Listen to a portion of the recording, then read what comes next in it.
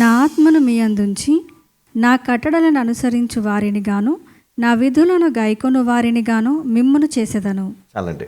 మొట్టమొదటిగా మనం చేయవలసిన పని ఏంటంటే నూతన ఆత్మను ధరించుకోవాలి. ఎప్పుడైతే మనము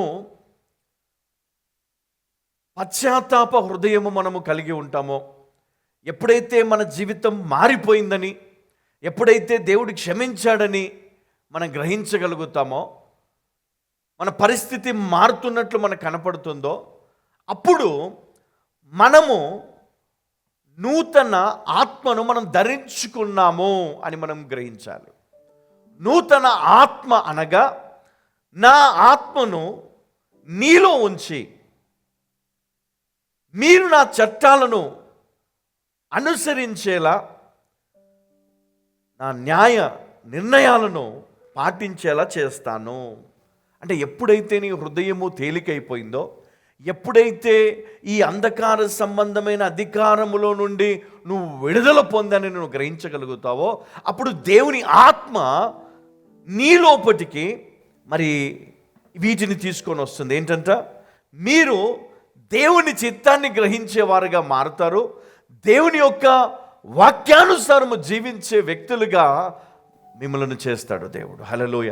అప్పటిదాకా వాక్యాన్ని పట్టించుకోం, అప్పటిదాకా దేవుని మాటను లెక్క చేయం, అప్పటిదాకా మన జీవితంలో మరి మార్పు అనే మాటలు మన జీవితంలో కనపడవు. కానీ ఎప్పుడైతే మనము ఈ యొక్క వాక్యాన్ని మనం గ్రహించగలుగుతామో, ఎప్పుడైతే ఈ అంధకార సంబంధమైన అధికారమును మనము మన జీవితంలో నుంచి మనం బయటికి వస్తామో, వాటిలో నుండి క్రీస్తు ప్రేమను మరి కుమారుని రాజ్యములో మనము వారసులముగా చేయబడ్డామన్న సత్యాన్ని మనం గ్రహించినప్పుడు, మరి దేవుని ఆత్మ మనలో ఉంటూ దేవుని యొక్క చిత్తాన్ని జరిగిస్తూ మరి దేవుని వాక్యానుసారం మనం జీవించేటట్టు, మరి ధర్మశాస్త్రమును అనుసరించేటట్టు, దేవుని యొక్క మరి మాటలను గౌరవించే వ్యక్తిగా, దేవుని యందు భయభక్తులు కలిగి జీవించే వ్యక్తిగా మారుస్తుంది.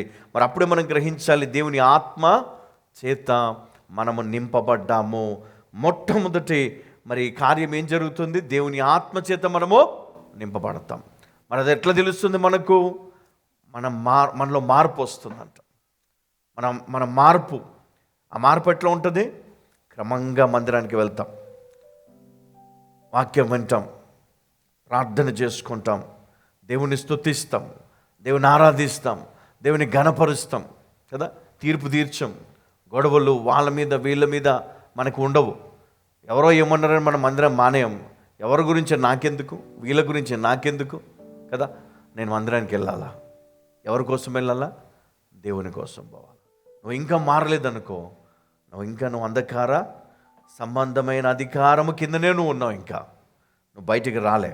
నువ్వు బయటికి రావాలి అంటే నూతనమైన దేవుని ఆత్మను ధరించుకోవడానికి నువ్వు ప్రార్థన చేయాలి. మనము మరి ఆ పరలోక సంబంధమైనటువంటి వ్యక్తిగా మనము ఈ లోకంలో మనము బ్రతకాల. నేను ఇక్కడ మనిషిని కాదండి. కొంతమంది పెట్టుకుని ఎన్ఆర్ఐ అని పెట్టుకుంటారు కదా. ఎన్ఆర్ఐ ఎవరు? ఇక్కడ ఉంటారు, ఇక్కడ పుట్టారు, ఇక్కడ పెరిగారు, కానీ వారు వేరే దేశంలోకి వెళ్ళి అక్కడ స్థిరపడి మరి అక్కడ గుర్తింపును వారు కలిగి ఉన్నారు. ఇక్కడ మన ఆధార్ కార్డు ఎట్లయితే కలిగి ఉన్నామో అక్కడ గ్రీన్ కార్డ్ అని కదా. వారు మరి అక్కడ సెటిల్ అయిపోయిన వారు, మరి అక్కడ ఉద్యోగం చేస్తున్న వారు మరి ఇక్కడికి వస్తే కనుక ఇక్కడ ఉండరు, వారు మళ్ళీ వెళ్ళిపోతారు అక్కడికి. సో వాళ్ళని మనం ఎట్లా గుర్తిస్తాము అంటే, వారు ఇక్కడ వారు కాదండి కదా, వాళ్ళ గ్రీన్ కార్డ్ కలిగిన వారు, పలానా దేశము సంబంధించిన వారు, భారతీయులే కానీ అక్కడ స్థిరపడ్డారు కదా. మనము ఈ లోక సంబంధులమే, పాపులమే, కానీ దేవుని వాక్యానుసారము మార్పు చెందిన వారము, హృదయము మార్చుకున్న వారము, నూతనంగా జన్మించిన వారము, పాపమును విడిచిపెట్టిన వారము, అంధకార సంబంధమైన క్రియలను విడిచిన వారము, అంధకార సంబంధమైన అధికారము నుండి విడుదల పొందిన వారం. వెలుగు సంబంధం అంటే సాతాను సంబంధించిన వెలుగు కాదు కదా. మనము దేవుని వెలుగు. సాతాను వెలుగు ఎట్లా ఉంటుంది? అది కొంచెం సేపు ఆ వెలుగు కనపడుతుంది, కానీ దగ్గర పోతుంది చీకటి, భ్రమ. అది భ్రమ పెడుతుంది మనల్ని. కానీ దేవుని వెలుగు ఎప్పుడు కూడా అది వెలుగుతూనే ఉంటుంది కదా. మరి అందుకే మనము దేవుని ఆత్మను పొందాలి. ఈ ఆత్మ మనలో ఉంటూ మన జీవితాన్ని పవిత్రమైన జీవితముగా, పరిశుద్ధమైన జీవితముగా, దేవునికి ఇష్టమైన జీవితముగా, దేవునితో నడిచే జీవితముగా మార్చుతాడు. అప్పుడు మన చిత్తం ఉండదు, అయ్యా నా ప్రవర్తన అంతటిపైన నీ అధికారం నేను ఒప్పుకుంటున్నాను అని నీ చేతులను, నీ హృదయాన్ని దేవునికి ఇస్తే దేవుడే నీ జీవితంలోనికి వచ్చి ఏం చేస్తాడంట, మీరు నా చట్టములను అనుసరించేలా, నా న్యాయ నిర్ణయాలను పాటించేలా చేస్తాను. హల్లెలూయా. అంటే ఆయన మనలో ఉండి జరిగిస్తాడు కార్యాలను. రెండవది మనం ఏం పొందుకోవాలంటే, దయచేసి పరిశుద్ధ గ్రంథంలో నుండి 1 యోహాను 5:11 మనం ఒకసారి చదువుకుందాం.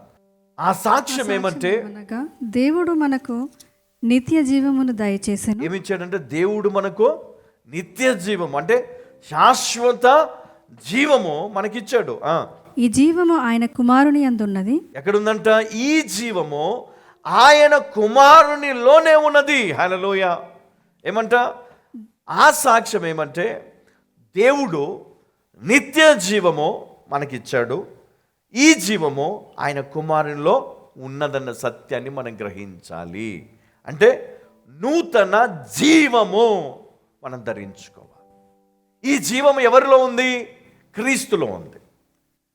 క్రీస్తులో ఈ జీవము ఉన్నదంట. హల్లెలూయ. అంటే మనం ఈ లోకంలో బ్రతికినంత కాలము, మరి పాపములో బ్రతికినంత కాలం మనలో పడి ఏముంది? నూతన జీవము లేదు. జీవం ఉంది, బ్రతికున్నాం, కానీ దానికి విలువ లేదు, దానికి శక్తి లేదు.